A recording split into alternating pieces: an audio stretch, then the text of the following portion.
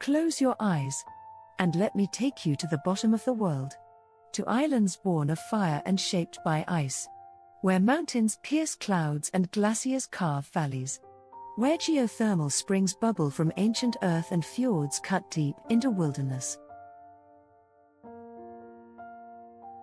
There will be no sudden sounds. No interruptions.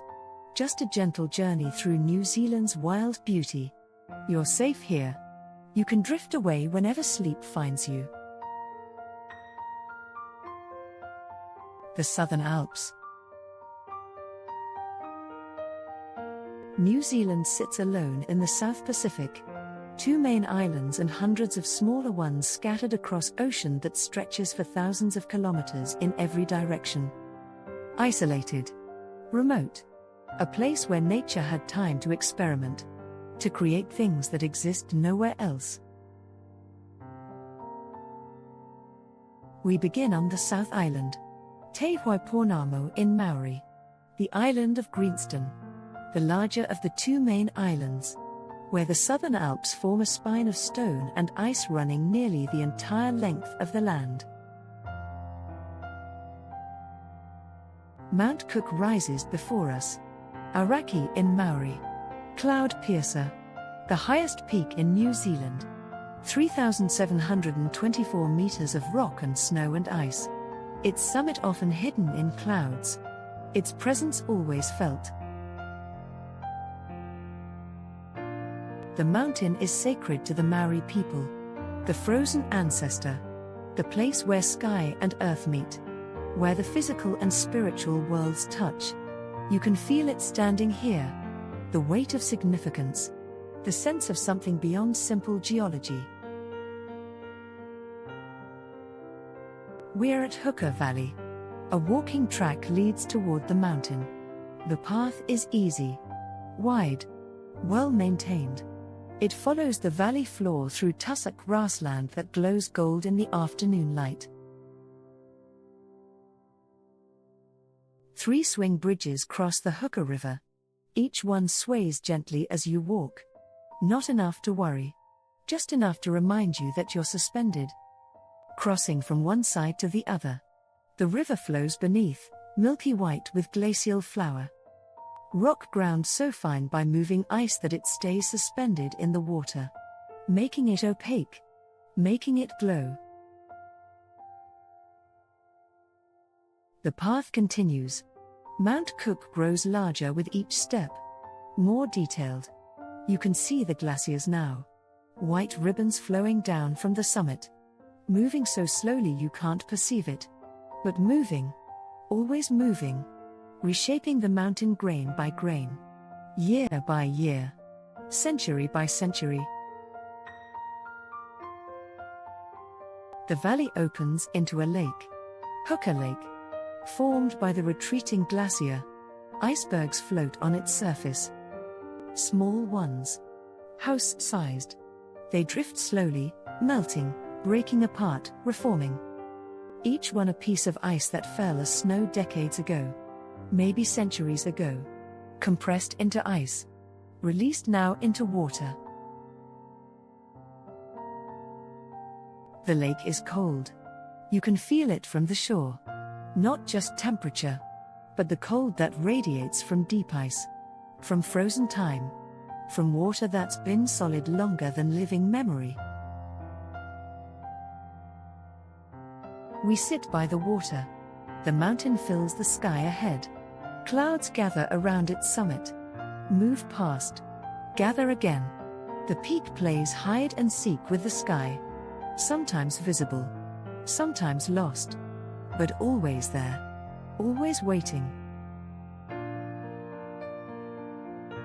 Behind us, other mountains. A chain of peaks marching south. Some named. Most not. Just mountains being mountains. Existing. Enduring. Doing what mountains do. Birds call. The kea. New Zealand's alpine parrot. Intelligent. Curious. Playful. They're drawn to people. Not for food always. Sometimes just from curiosity.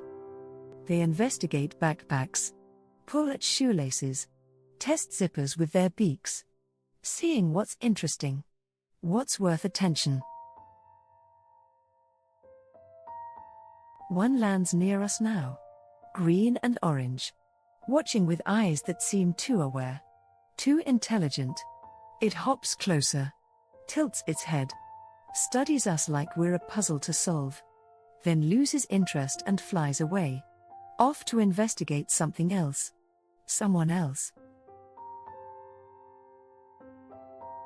The afternoon lengthens, light changes, the mountains take on different colors. Gold first, then pink, then purple as the sun drops toward the horizon. Alpenglow they call it. The last light of day painting high places, making them glow from within. We stay until the light fades, until the mountains become silhouettes against the darkening sky, until stars begin appearing. First one, then dozens, then hundreds. More stars than you've seen in years, maybe ever. The Milky Way, a river of light across the darkness. There's no light pollution here. No cities close enough to drown the stars. Just darkness and distance, and the ancient light of distant suns finally reaching Earth after traveling through space for millennia. The Southern Cross hangs in the sky, the constellation that belongs to the Southern Hemisphere. 4 bright stars forming a cross, plus a 5th dimmer one. Maori navigators used it to find their way across the Pacific, following stars, reading currents, trusting the ocean to carry them to new lands. We return to the lodge as full darkness settles. Lights glow warm in windows. Smoke rises from chimneys. Inside, a fire burns. We sit near it, feeling the heat on our faces. Outside, the mountains stand in darkness, patient, eternal, waiting for morning to reveal them again. The Fiordland. Southwest from the mountains, down through valleys and over passes, following roads that wind through forest and beside lakes. We're heading to Fiordland, Te Rua o Te Moko in Maori, the most remote corner of the South Island, where mountains meet the Tasman Sea, where fjords cut deep into ancient rock. Milford Sound appears before us, Piopiotahi in Maori, named for the extinct piopio bird whose call once echoed through these valleys. Now the fjord is silent except for water, wind, the occasional cry of seabirds. The fjord is narrow. Steep walls rise vertically on both sides, over a kilometer straight up. Dark rock streaked with vegetation where it can find purchase. Waterfalls tumble down these walls. Some are permanent. Some appear only after rain. All of them fall into the dark water below. The water is dark, not from pollution, from tannins leached from the forest floor, from organic matter dissolved over centuries. The darkness makes it seem deeper than it is, makes it seem bottomless. Though it's measured, known, mapped, it still feels like it goes down forever. A boat moves through the fjord. Small, carrying a handful of passengers. It moves slowly, quietly, the engine barely audible. Sound here feels intrusive, like it doesn't belong, like silence is the natural state and noise is the violation. We stand on deck. The air is cold despite being summer. The fjord creates its own climate. Traps cold air, holds moisture. Rain falls here more than 300 days a year. Over 7 meters of rain annually.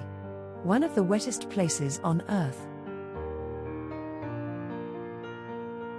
But today the sky is clear. Rare. Lucky. The sun illuminates the fjord in ways that feel surprising. Unexpected. The rock takes on colors you don't see in photographs. Bronze. Copper. Deep green where moss grows thick. Mitre Peak rises from the water like a cathedral spire. Straight up. Vertical faces. Sharp summit. It's one of the most photographed mountains in New Zealand. Maybe the world. But photographs don't capture it. Can't capture scale. The way it dominates. The way it fills space and attention.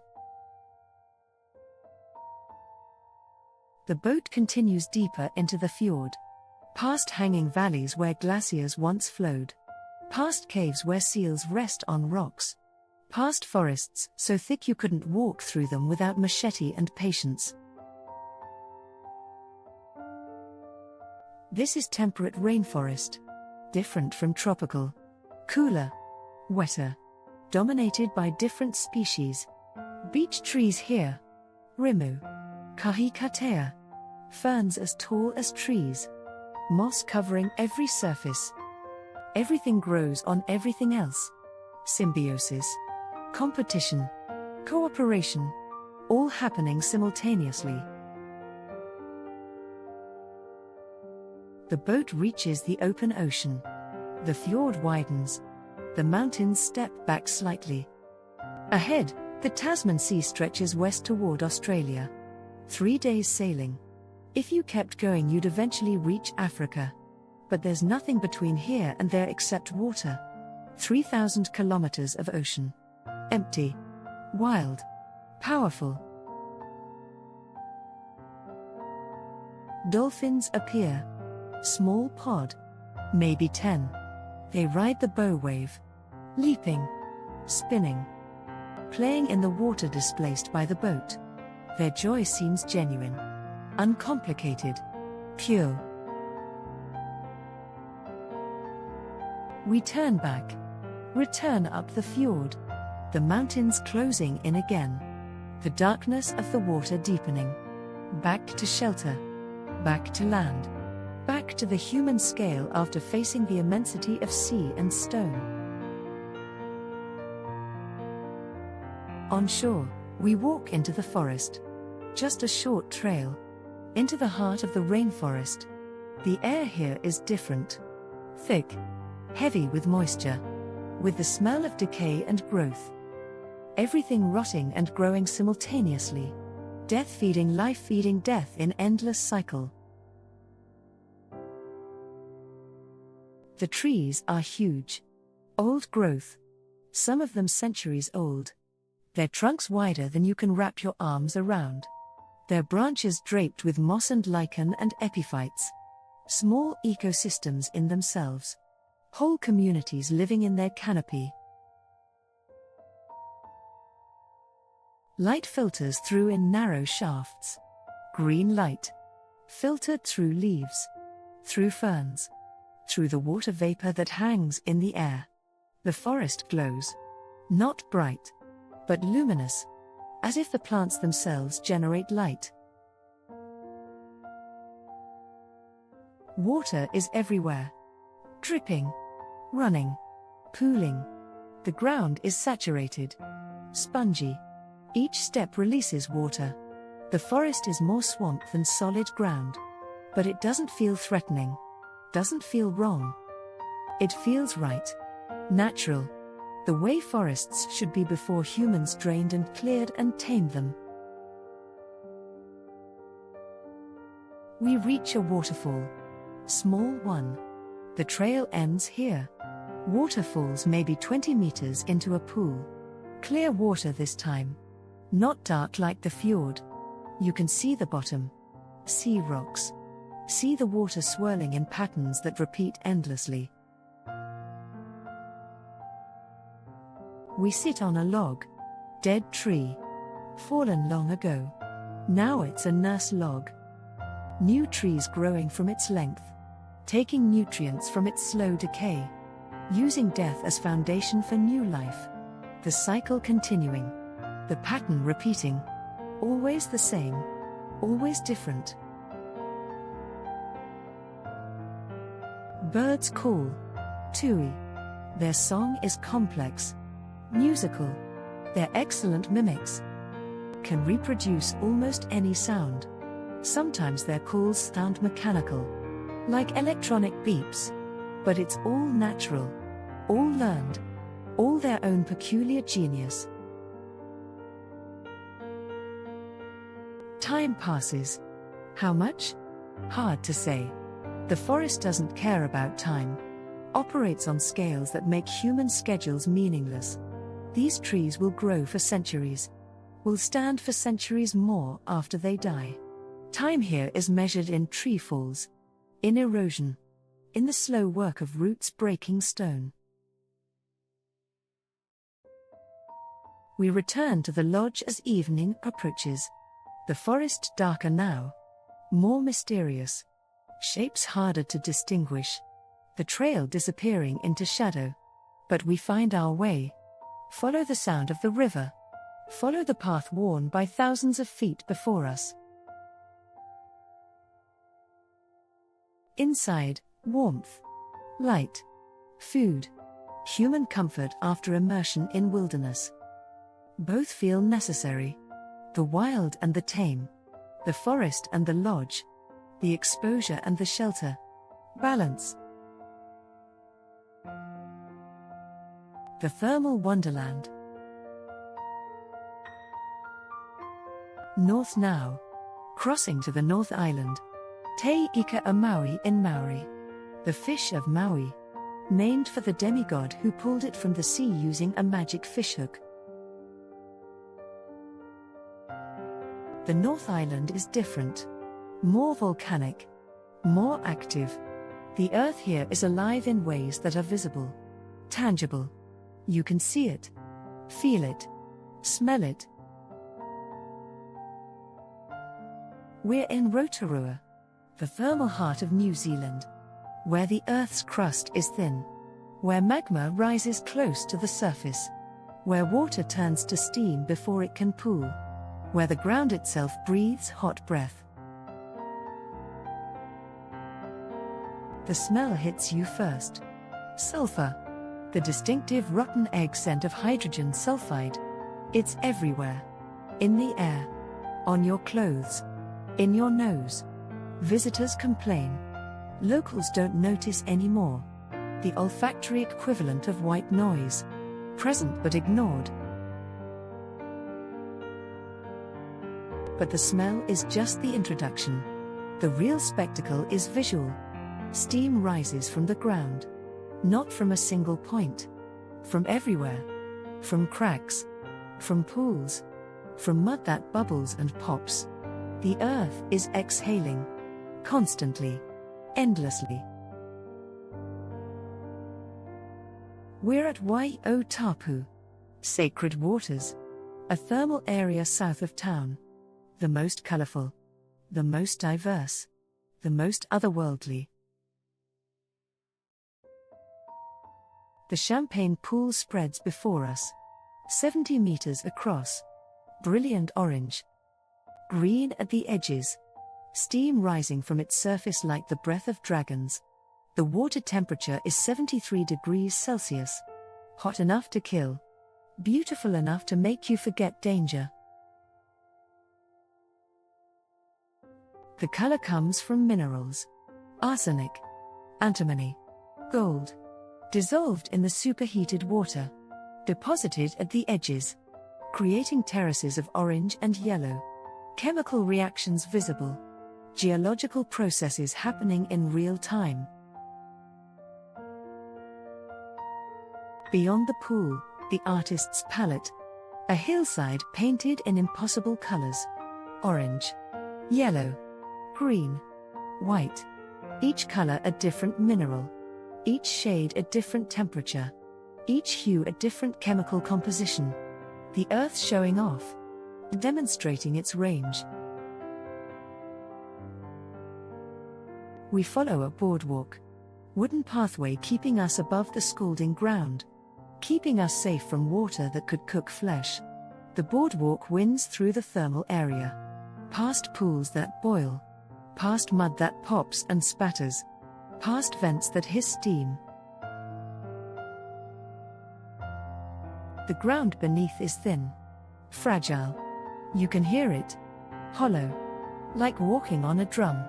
The crust here is just centimeters thick in places. Beneath it, superheated water. Beneath that, magma. The boundary between solid earth and liquid earth barely exists.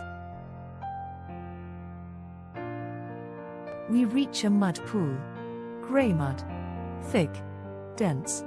It doesn't just bubble. It explodes. Small eruptions of mud launching into the air. Then falling back. The surface constantly reshaping. Never still.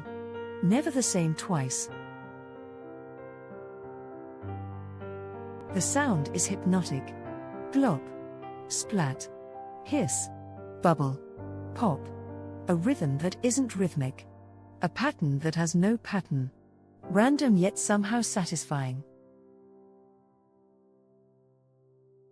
We sit on a bench, watching the mud. It's oddly calming. Despite the violence, despite the heat, despite the smell, there's something meditative about watching the earth work. Watching geological processes visible to the naked eye. Watching what usually takes millennia happen in seconds. The boardwalk continues. We follow it to the Lady Knox geyser. A cone of silica deposits, built up over decades by erupting water. The geyser doesn't erupt naturally anymore. It's induced. Park staff add soap to lower the water's surface tension. Then it erupts, shooting water 20 meters into the air. Steam rising higher. The crowd applauds. It feels staged. Which it is. But also genuine. The water is real. The heat is real. The pressure is real. Only the timing is artificial. Scheduled for convenience rather than geological whim. We leave Taupo. Drive to another thermal area. This one wilder. Less developed. Fewer tourists. Just the earth doing what it does without interpretation. Without boardwalks. Without safety barriers. Steam rises from a river. The water flows cold in some places, hot in others. People have dug pools in the bank, creating natural hot tubs where cold river water mixes with hot spring water, adjusting the mix until the temperature is perfect. We dig our own pool, using rocks to create a dam, letting hot water seep in, letting cold water flow over, finding the balance. It takes time, patience, multiple adjustments, but eventually we get it right. Just hot enough to relax, not hot enough to hurt. We sit in the pool, the cold river flowing past our feet, the hot spring seeping beneath us, the forest surrounding us, birds calling, steam rising. This is ancient comfort. Humans have bathed in hot springs for as long as humans have existed. It's written into our DNA. This attraction to hot water. This urge to soak. To warm ourselves in the earth's heat. The water contains minerals. Silica. Sulfur. Others. They soften skin. Soothe muscles. Heal minor ailments. Or maybe that's placebo.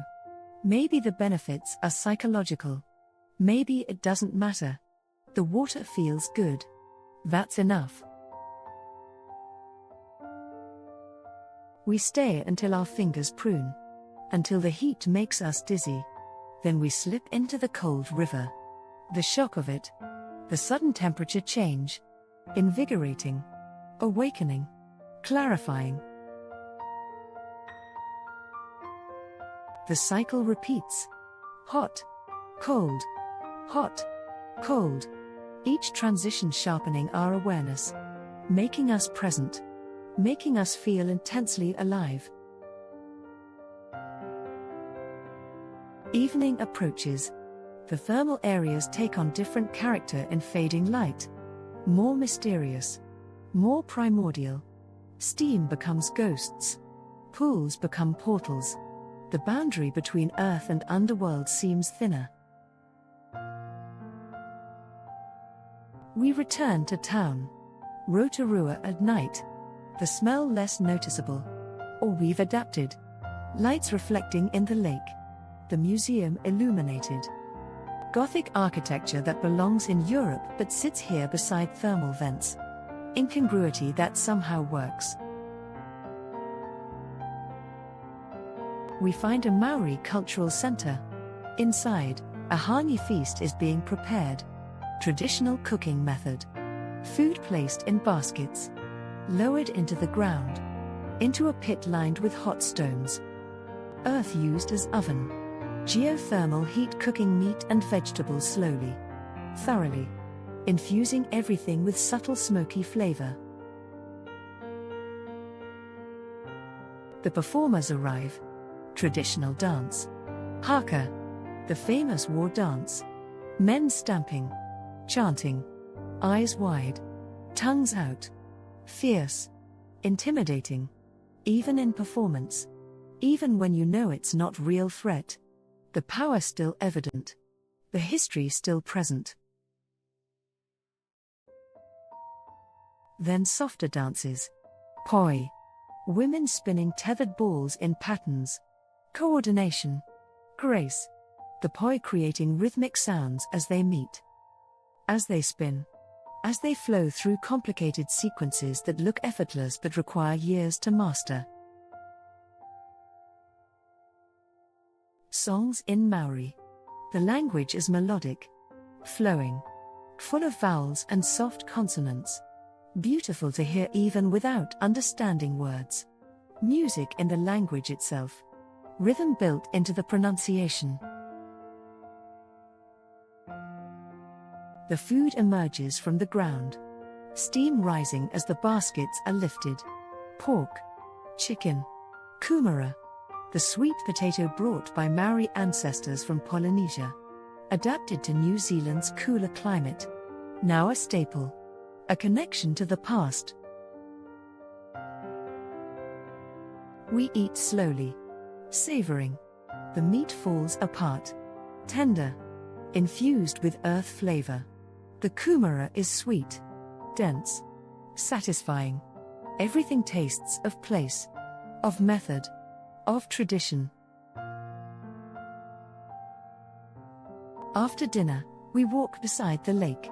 Moonlight on water. Thermal steam rising from the shoreline. Creating fog banks that drift across the surface. The town quiet. Most tourists already asleep. Just the lake and the moon and the gentle hiss of the earth breathing. The glaciers. Back to the South Island. To the west coast. Wild coast. Wet coast. Where prevailing winds from the Tasman Sea hit the southern Alps. Where moisture condenses. Where rain falls endlessly. Where rivers run white with glacial flower. We're here for the glaciers. Franz, Josef and Fox. Two massive rivers of ice flowing down from the Alps almost to sea level. Rare in the world. Glaciers at such low altitude.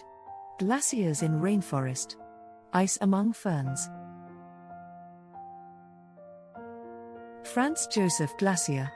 Ka roimata o Hain Hukatere in Maori. The Tears of Hain Hukatere. Named for a woman who loved climbing mountains. Who fell to her death. Whose tears froze and became the glacier. Story or truth? Maybe both. Maybe neither. The glacier exists regardless. We take a helicopter.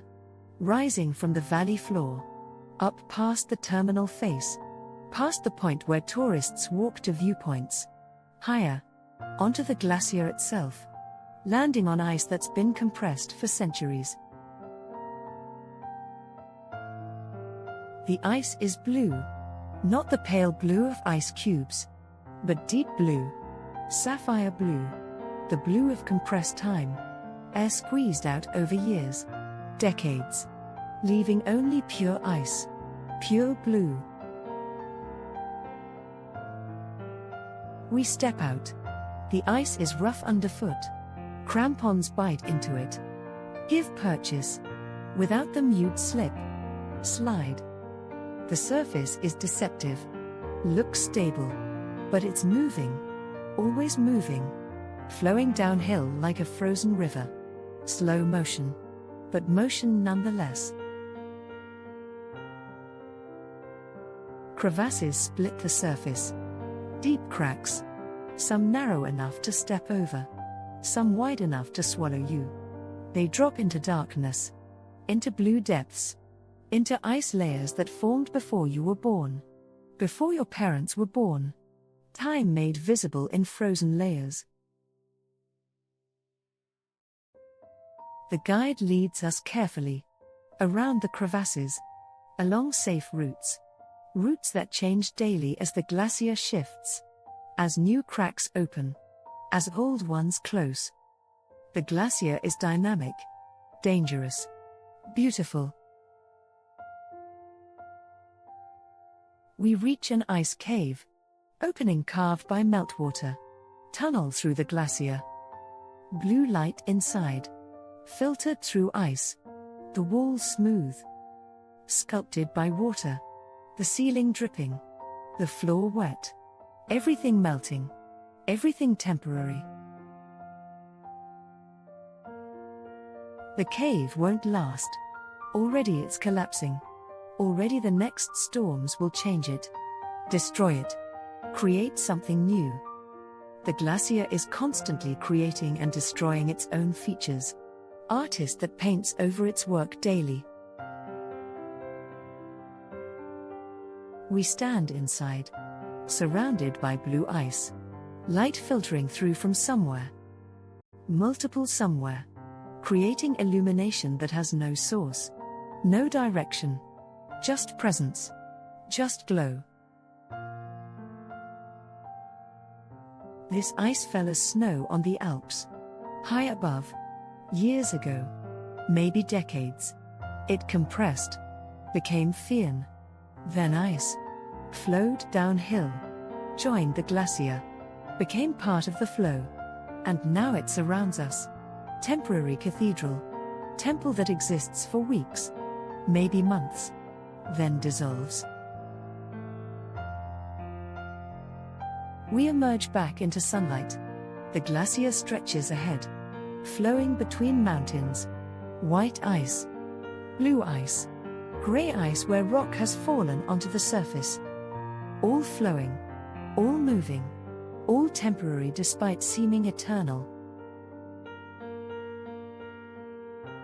The helicopter returns.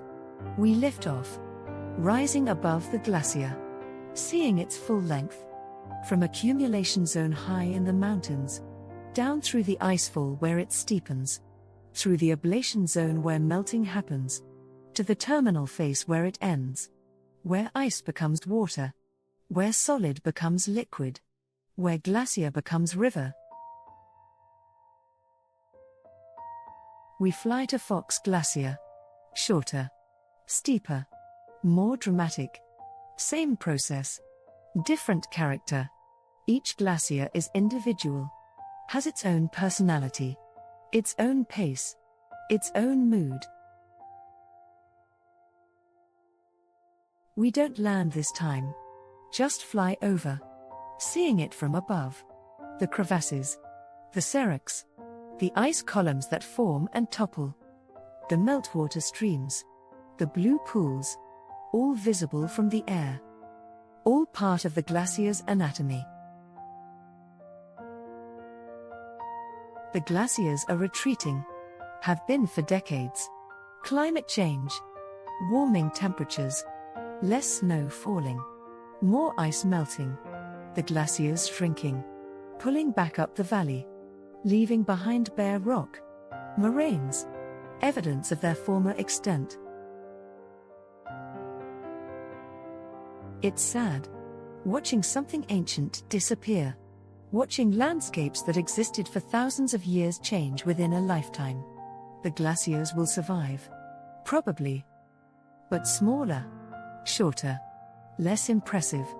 The grandeur diminishing year by year.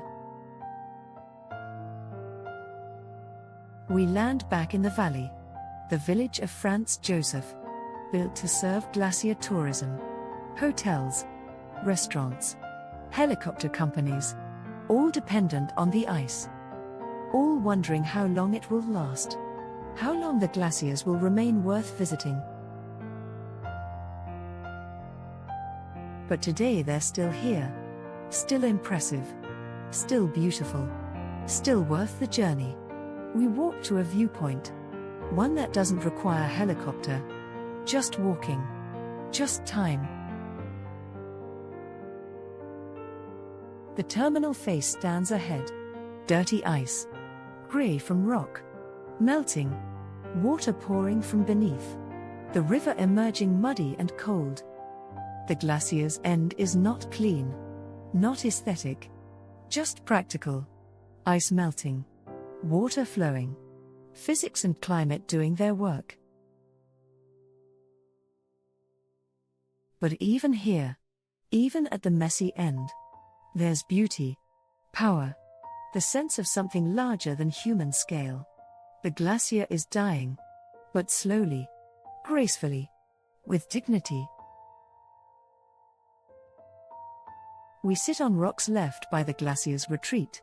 Moraine, jumbled stones, all sizes, transported from high mountains, dropped here when the ice melted. Each stone has a story, a journey, from peak to valley, locked in ice, released by warmth. Evening approaches. The valley fills with shadow, the mountains still catching sunlight, glowing, the glacier turning pink in alpenglow, then purple, then grey as night claims it.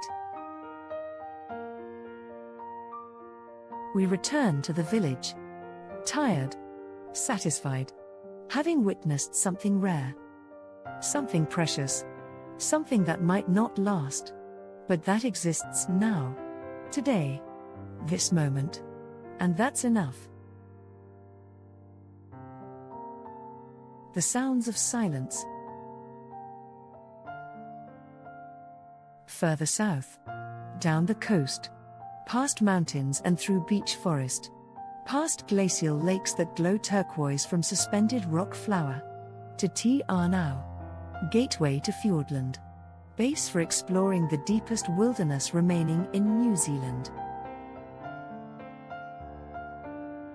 We take a boat across Lake Te Arnau, heading west, toward the mountains, toward Doubtful Sound, deeper, quieter, larger than Milford, less visited, more remote. The journey is long. Boat across the lake, bus over a mountain pass, another boat into the Sound. 3 stages, 3 transitions, each taking you further from civilization, further into silence. Doubtful Sound. Doubtful because Captain Cook was uncertain whether he could safely sail in. Uncertainty preserved in the name. The Sound is 40 kilometers long. Splits into multiple arms. Reaches deep into the mountains. A maze of water and stone. The boat moves slowly. Engine barely audible. We're told it will stop. That the captain will turn off the engine. That will experience true silence. Few places on Earth offer that anymore. We cruise past sheer cliffs. Waterfalls cascading down rock faces. Temporary falls. They'll disappear when the rain stops. When the groundwater drains. When the mountain stops weeping. The forest grows to the water's edge. Dense. Impenetrable. Ferns and moss and trees crowding each slope. Fighting for light. for space, for life. Everything growing on everything, competing and cooperating simultaneously. A seal lounges on a rock, watching us pass, unconcerned. This is its home. We're visitors, barely worth attention. It yawns, shows impressive teeth, then closes its eyes, returns to whatever seals think about when they rest on rocks in the sun. The captain announces the moment. The engine cuts. Silence descends. Not quiet. Silence. Absolute absence of mechanical sound. Of human sound. Just the boat rocking gently. Water lapping at the hull. And silence. It's profound. Physical almost. You can feel it pressing on your ears. Your chest. Your thoughts. The absence of sound becomes a presence.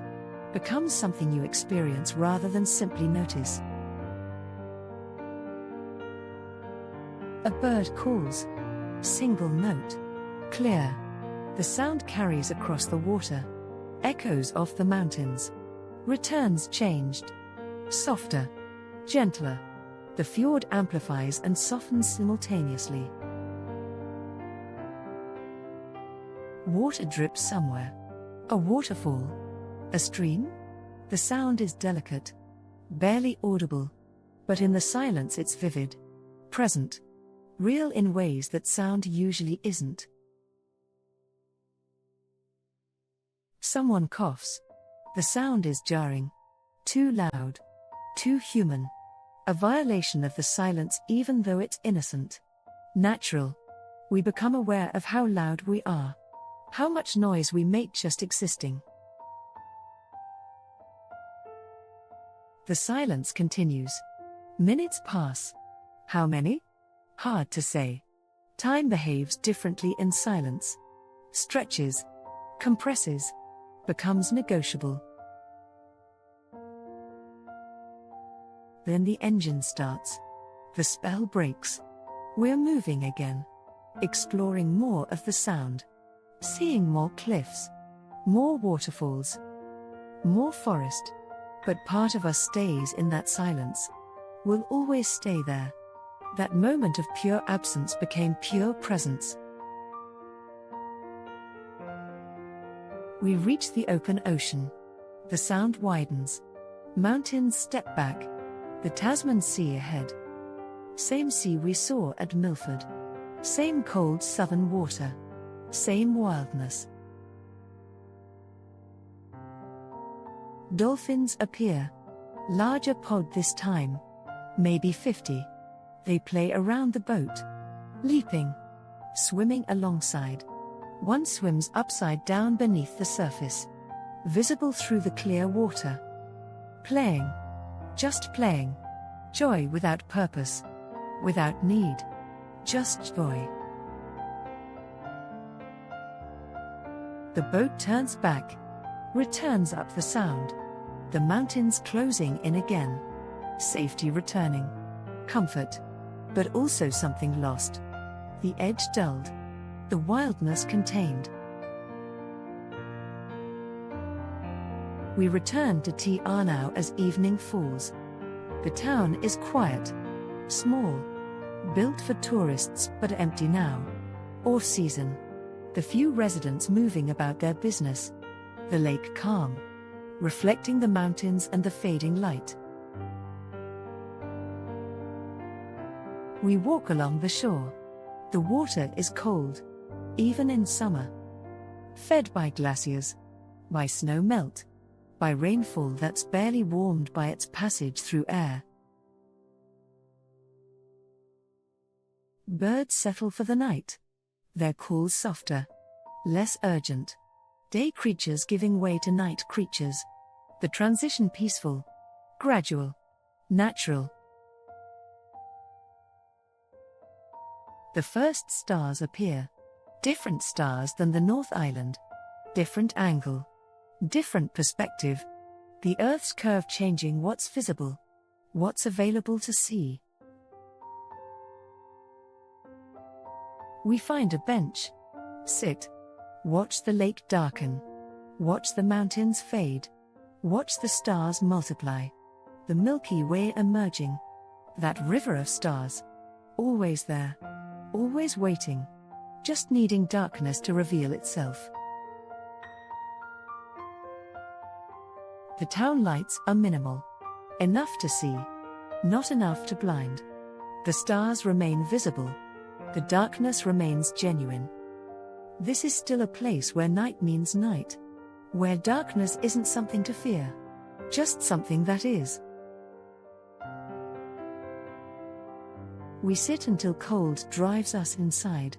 Until the need for warmth overcomes the desire to stay under stars. The balance tips. We go. But reluctantly. Knowing that tomorrow will be elsewhere. That this particular darkness won't be available again. The coastal wonders. North along the east coast. Through Christchurch. Rebuilt after earthquakes shattered it. Through farmland. Through forests. To Kaikōura. Where mountains meet the sea. Where deep ocean channels close to shore create unique conditions. Create abundance. Kaikōura is famous for one thing. Whales. Specifically sperm whales. The giant deep diving whales that hunt squid in the dark depths. They're here year-round. Residents rather than visitors. The underwater canyon just offshore provides perfect habitat. Perfect hunting. We take a boat. Early morning. The sea is calm. Unusual for this coast. We're lucky. Again. Or maybe we're just persistent. Keep showing up until conditions align. The boat moves away from shore. Past the point where waves break. Into deep water. The color changes. From green-brown near shore to deep blue offshore. The water here drops quickly. Hundreds of meters. Thousands. The edge of the continental shelf. Where shallow meets deep. Where different worlds touch. We wait. Searching. The crew uses hydrophones. Listening for whale clicks. The echolocation that sperm whales use to find prey in darkness. Click patterns that carry through water. That can be heard kilometers away if you know what to listen for. A call comes. Contact. A whale has been located. The boat turns. Moves toward the coordinates. We watch the water. Looking for signs. For the blow. For the massive dark shape beneath the surface. There. A spout. White spray shooting into the air. The whale's breath made visible. Then the back. Vast. Dark. Scarred. Rising slowly. Rolling forward. The whale is surfacing. Resting. Breathing. Preparing for the next dive. The boat approaches slowly. Keeping distance. Respecting space. The whale doesn't flee. Doesn't seem concerned. Just continues its routine. Breathing. Resting. Existing. We can see details now. The wrinkled skin. The scars. Marks from giant squid tentacles. From fights in the deep darkness. Evidence of battles we'll never witness. Stories written on skin. The whale has been breathing for 10 minutes. Maybe longer. Replenishing oxygen. Preparing. Then the change. The breathing quickens. Becomes more deliberate. The dive is coming. The back arches. Higher. Steeper. Then the fluke. The massive tail rising from the water. Rising. Rising. Silhouetted against the sky. Water streaming off. Then it slides beneath. Disappears. Gone. The whale has dived down into darkness. Hunting. It will stay down for an hour, maybe more, descending to depths where pressure would crush humans. Where darkness is absolute. Where giant squid wait. Where battles happen that we can only imagine. We wait for another whale. They surface at different times, different locations, each following its own schedule, its own needs. We're fortunate. Another blow. Another whale. The pattern repeats. This whale is smaller. Younger maybe. Or female. Hard to tell. It goes through the same routine. Breathing. Resting. Then diving. The fluke rising. Disappearing. We see 6 whales that morning. Each one individual. Each one following its pattern. Each one magnificent. Proof that giants still exist. Still swim the oceans. Still live lives mostly hidden from human observation. The boat returns to shore. We're quiet. Awestruck. Having witnessed something ancient. Something that's been happening long before humans existed. Whales diving. Whales hunting. Whales living their whale lives. Indifferent to observation. Unconcerned with admirers. On shore, we eat lunch. Fish and chips. Simple food. Perfectly prepared. We sit on a bench overlooking the bay. The mountains rise behind the town. Snow-capped. The Kaikōura ranges. Steep. Dramatic. Rising straight from the sea. Seals lounge on rocks below. Fur seals. New Zealand's resident pinnipeds. They're everywhere. On rocks. In the water. On the beach. Confident. Comfortable. This is their place. Their home. We walk along the peninsula. The Kaikōura Peninsula Track. Following the coastline. The path winds around rocky bays. Past seal colonies. Through grassland where sheep graze alongside native plants. The seals are curious. Some approach. Not aggressively. Just interested. Seeing what we are. What we smell like. What we might do. Then losing interest. Returning to lounging. To existing in the sun. Young seals play in rock pools. Splashing. Chasing each other. Learning skills they'll need. Learning to swim. To hunt. To be seals. Their play is practice. Preparation. But it's also joy. Clear joy. The path reaches the end of the peninsula. Views in every direction. North along the coast. South toward more mountains. East toward the open Pacific. West toward the mainland. 360 degrees of beauty. Of wildness. Of nature still being natural. We sit. Watch the ocean. Swells roll in from the east. Crossing thousands of kilometers of open water. By storms far away. By winds we'll never feel. They arrive here as organized sets. Patterns in the chaos. Order emerging from disorder. Seabirds ride the wind. Albatross. Petrels. Shearwaters. They barely flap. Just glide. Using updrafts. Using wind currents. Riding air like whales ride water. Effortless. Efficient. Perfect adaptation to their environment. The afternoon lengthens. Light changes. The water takes on different colors. Emerald near shore. Sapphire further out. Indigo at the horizon. All the same water. Just light and depth creating variation. creating beauty from physics. We return to town, past the seal colonies, past the rock pools, past the grasslands. The seals are settling for evening, less active, more restful, the day winding down for them as it is for us. Dinner is crayfish. Kaikōura means eat crayfish in Maori. The town has been known for it for centuries.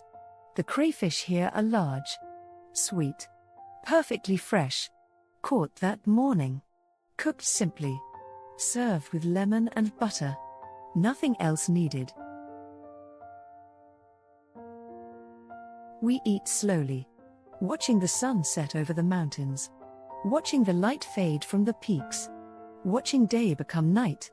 The transition gentle here, gradual, giving you time to adjust, time to accept the change. Stars appear, the familiar southern stars, the Southern Cross, Orion upside down from how Northern Hemisphere viewers see it. Everything inverted, everything different but recognizable. We walk to the beach. The tide is out, rocks exposed, pools reflecting starlight. We sit on smooth stones, listening to the ocean, the waves arriving in sets. 7 waves, then pause, then 7 more. The pattern ancient, reliable, comforting in its consistency. The Volcanic Plateau. Central North Island. The Volcanic Plateau. Taupo. A massive caldera lake. Site of one of history's largest eruptions. 2,000 years ago. Give or take. The explosion so violent it was recorded in Chinese and Roman texts. Sunsets turned red globally. The sky darkened. The world changed. Now the caldera is a lake. Lake Taupo. Largest lake in New Zealand. Deep. Cold. Clear. Fed by springs and rivers. Drained by a single river. The Waikato. Longest river in New Zealand. Beginning here, flowing north to the sea.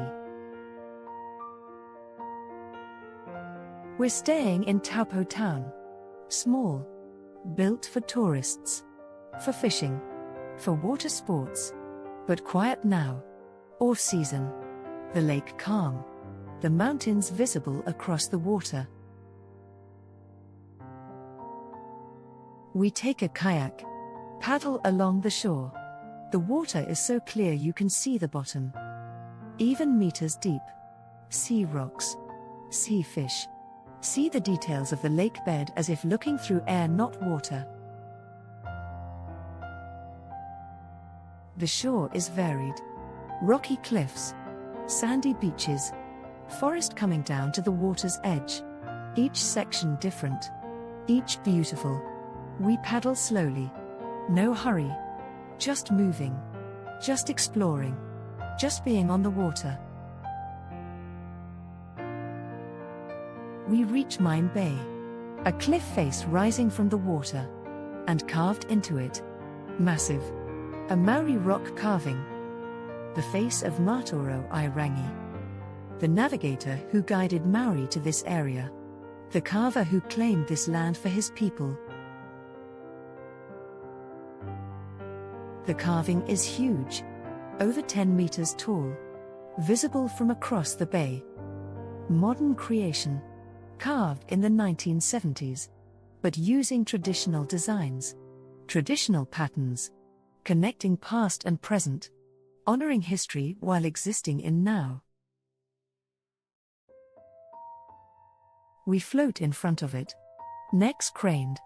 Taking in the scale. The detail. The artistry. Water laps at the base. The cliff rises behind.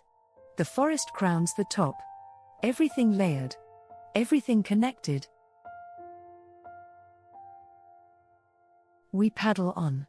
Following the shore. The sun warm on our backs. The water cool on our hands when we trail fingers through it. The kayak moving smoothly, efficiently, human-powered, silent except for the paddle dipping and rising. We stop at a beach, pull the kayak up, rest. The sand is volcanic, grey-black, fine, soft underfoot. Different from the white quartz sand of other beaches, this sand tells its own story. Of explosions, of ash, of violence transformed into substrate for life. We walk into the forest. Just a short way. The trees here are regenerating.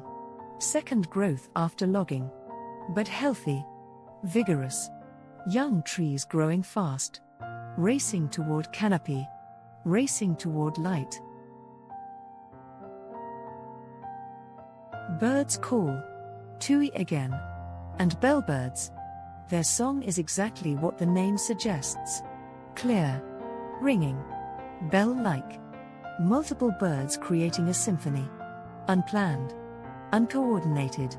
But somehow harmonious. We return to the kayak.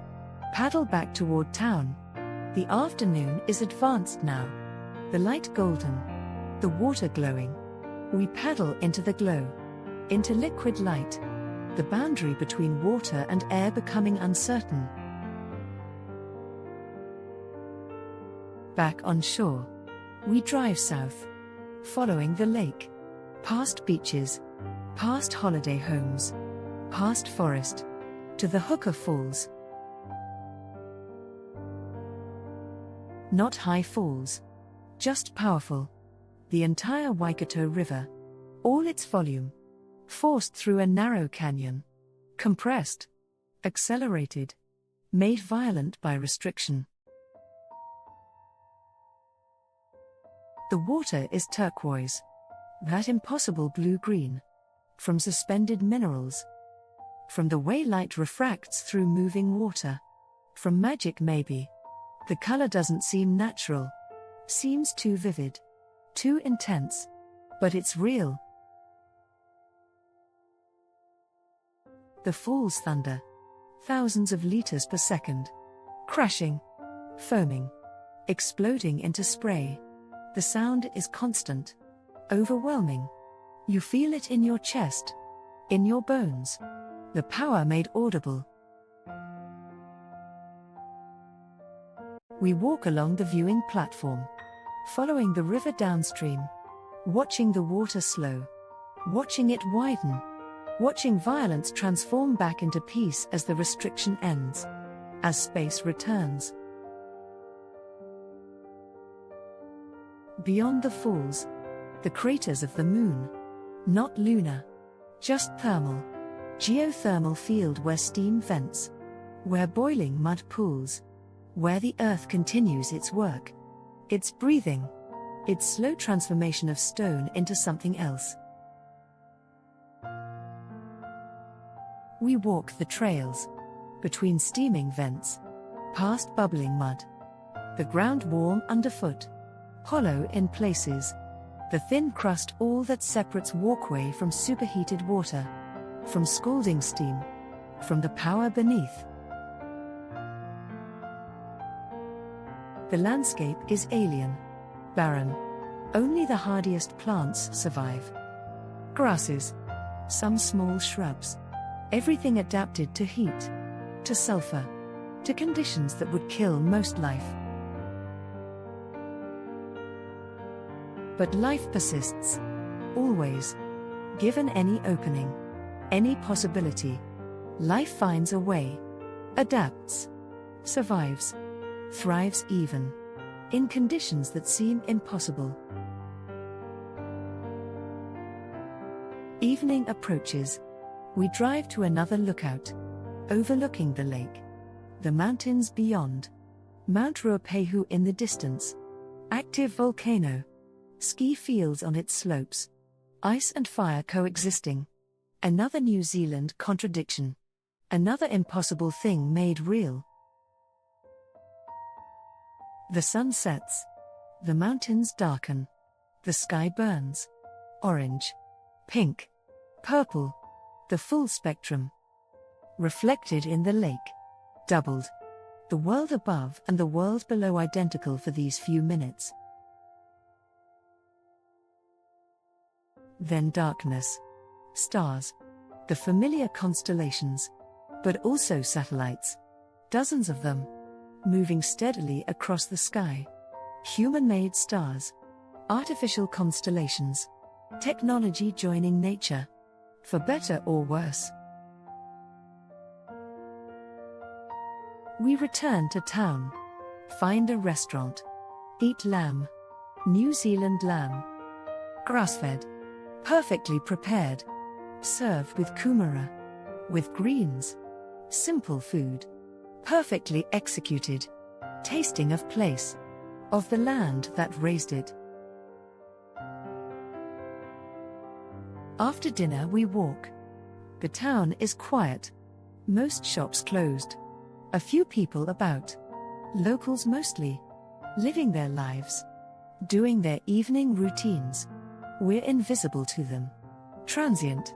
Tourists who'll be gone tomorrow. We stop at the lake shore. One last time. The water black now. Invisible except where it reflects lights from shore. From stars. Small points of light floating on darkness. We sit. Cold now. But not uncomfortable. Just present. Just clear.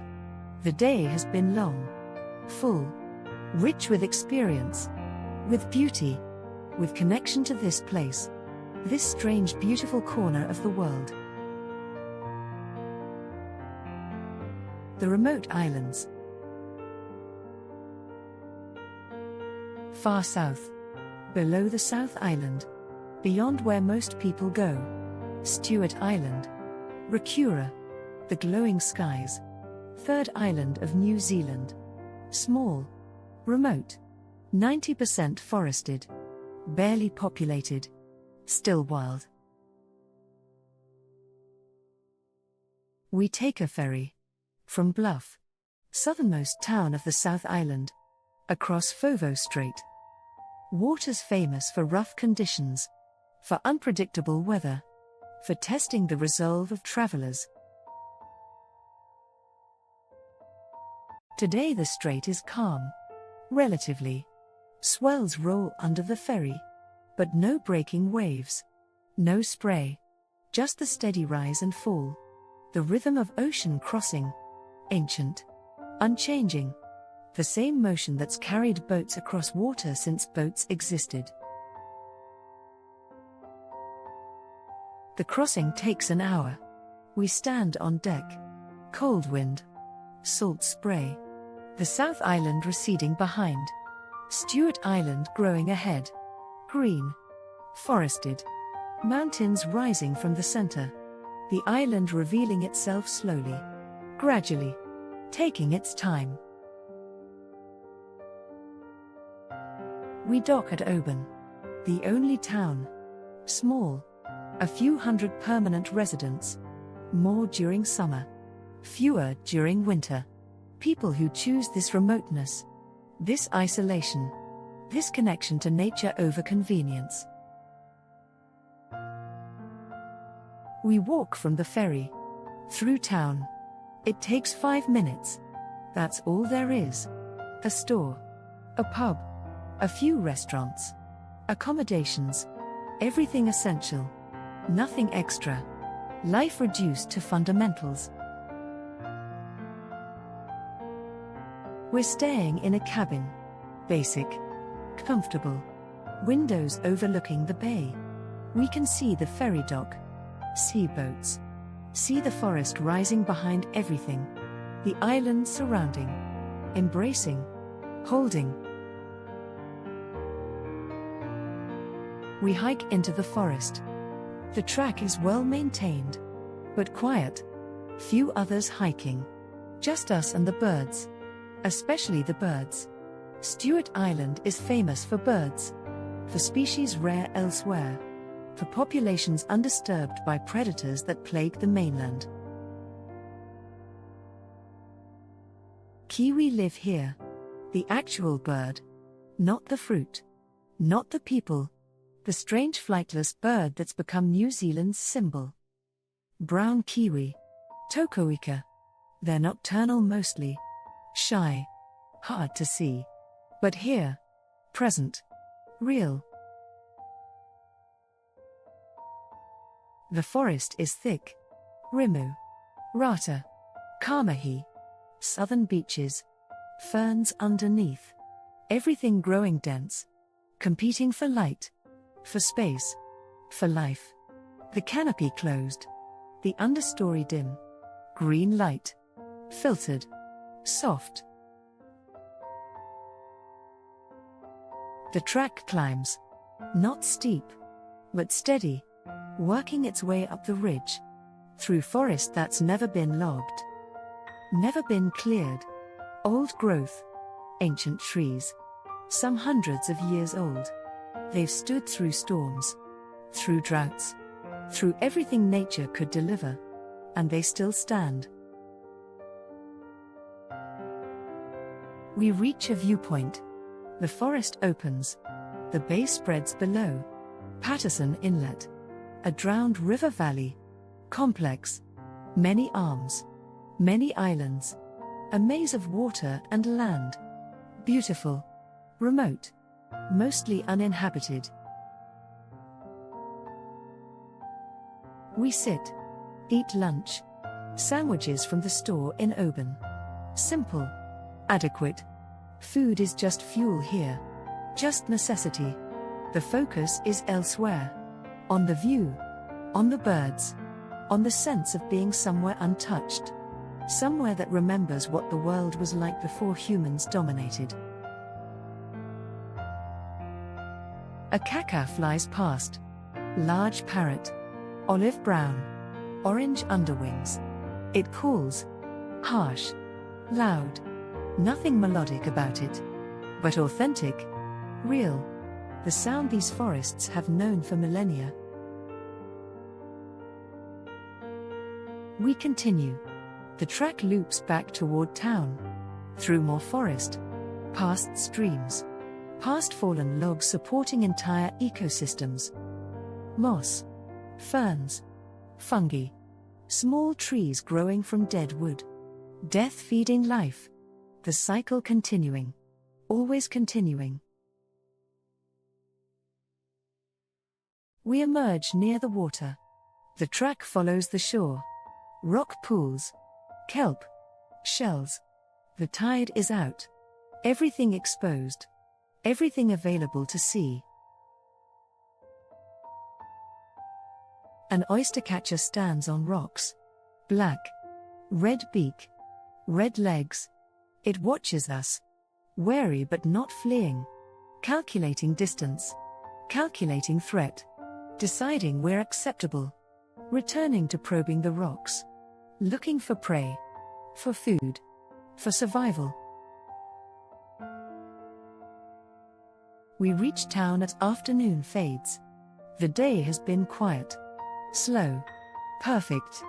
Nothing rushed. Nothing demanded. Just walking.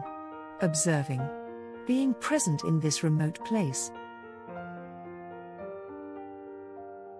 Evening brings something special. A boat trip. To see kiwi. The operators know where they feed. Know their territories. Know how to approach without disturbing. How to show without harming. We board after dark. Small boat. 10 passengers. We motor quietly along the shore. Spotlights ready.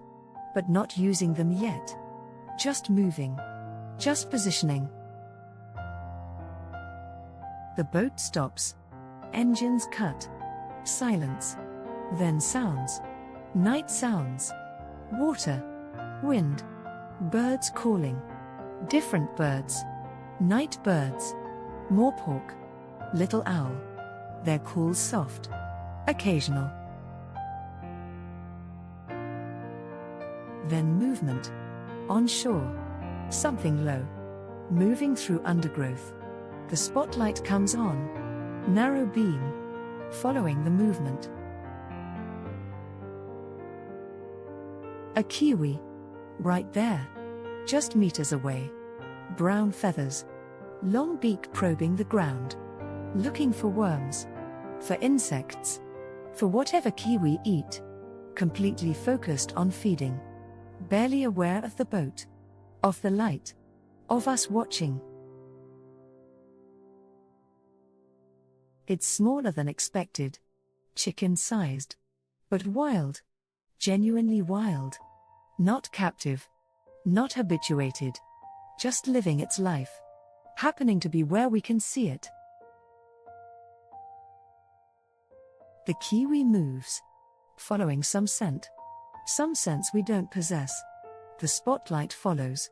Keeping it visible. But not harassing. Not pushing. Just observing. Several minutes pass. The kiwi continues feeding. Moving along the shore. Then it stops. Seems to notice the attention. Decides it's had enough. Melts into the undergrowth. Disappears. Gone as suddenly as it appeared. The boat moves on. Finds another kiwi. Then another. 4 total that night. Each one a gift. Each one a reminder that some places still hold wild things. Still allow nature to be natural. We return to Oban. Late. Tired. Happy. Having witnessed something rare. Something precious. Something that might not last forever. But that exists now. Tonight. This moment. We fall asleep to silence. Real silence. No traffic. No sirens. No city sounds. Just wind. Water. The occasional bird call. Stewart Island settling into night. Into the darkness that belongs here. That's always belonged here. Morning comes slowly. Grey light. Drizzle. Typical Stewart Island weather. We don't mind. It's part of the place. Part of the character. Sunshine is nice. But rain is authentic. We take another walk. Different track. Toward the lighthouse. Through more forest. More birds. The rain steady but gentle. Everything dripping. Everything wet.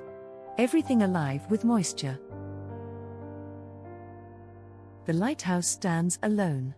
White tower. Automated. No keeper needed anymore. Just technology doing its work. Warning ships. Marking position. Being present without human attention. Beyond the lighthouse. The ocean. Nothing between here and Antarctica. Just water. Just waves. Just the Southern Ocean rolling north. Cold. Powerful. Uncaring about land. About islands. About anything except its own motion. Its own existence. We stand in the rain. Watching the ocean. Feeling small. Feeling temporary. Feeling exactly as we should. The ocean doesn't care that we're here. Doesn't care that we leave. Just continues. Just exists. Just is. We return to Oban. Pack. Take the ferry back to the mainland. Stewart Island receding behind. Returning to its remoteness. Its quiet. Its wildness. We're grateful for the visit. Grateful for the welcome. Grateful for the reminder that some places still resist complete human domination. The coastal journey. North along the east coast. Through Canterbury. Through wine country. Past Christchurch. To the Marlborough Sounds. Not fjords despite appearances. Drowned river valleys. The sea rose. reclaimed the lowlands, created this maze of waterways and peninsulas, this complexity of land and water. We're in Queen Charlotte Sound, taking the mail boat. Historic service. Still running. Delivering mail and supplies to remote homes accessible only by water. Accessible only by boat. No roads reach them. No bridges connect them. Water is the highway here. Boats are the vehicles. The boat is small, practical, built for function, for reliability, for navigating narrow channels in all weather. The passengers are few, tourists mostly, but also residents, people collecting mail, receiving supplies, living lives connected to water, connected to tides, connected to weather.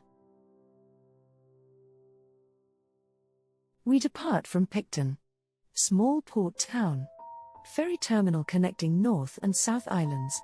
We motor out of the harbour, into the Sound proper, the water calm, protected by surrounding hills, by the maze of bays and channels.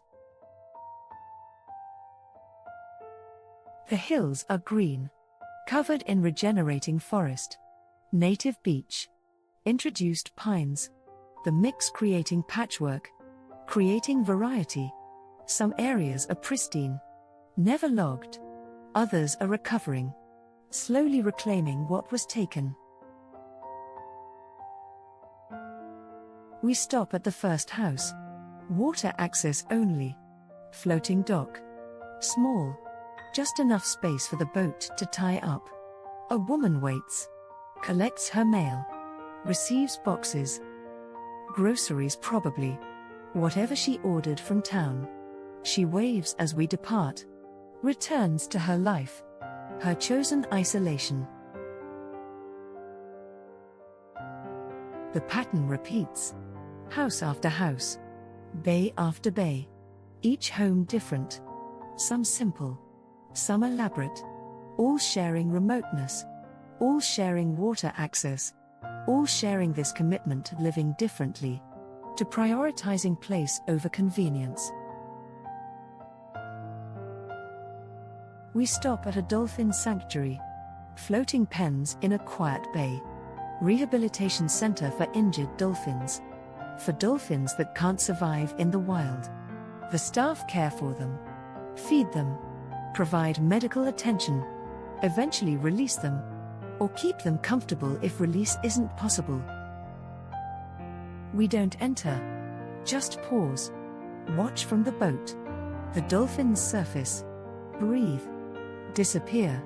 Surface again. Cycles continuing. Even here. Even in captivity. Following patterns older than thought. Older than civilization. The boat continues. Deeper into the Sound. The channels narrow. The hills close in. We're in the heart of the maze now. Turning. Backtracking. Following routes known to the captain. Routes learned over years. Over decades. Knowledge passed down. Maintained. Preserved. We stopped for lunch at a lodge. Remote. Accessible only by water. Or by hiking for hours. The lodge serves lunch to boat passengers. Simple meals. Fresh fish. Local vegetables.